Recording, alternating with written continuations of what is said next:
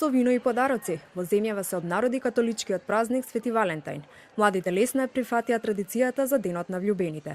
Велат, сакаа да посветат внимание на блиските и саканите личности. Дали да се остане вера на традицијата и да му се одаде почит на Свети Трифун, или да му се даде подарок на саканиот во чест на денот на влюбените, мислењата се поделени. Пошто ние припаѓаме на Источната црква, а природно е кај нас да биде Свети Трифун. Валентајн е за младите, не е за нас. Иначе за по ресторанти сме стари вече. Ќе имам кино после. Поклони купина да војкате? Да. Ќе ни откриеш или тајна уште? Па тајна уште не е отворен. Нормално. Убава девојка мора да се купи.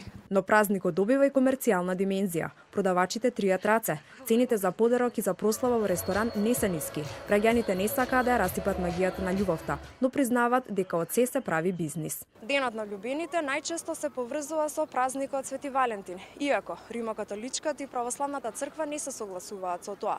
Теолозите пак сметаат дека овој празник е поблиску до паганската религија и до античкиот римски празник Луперкалија, кој инаку ги поддржува развратот и промискуитетот.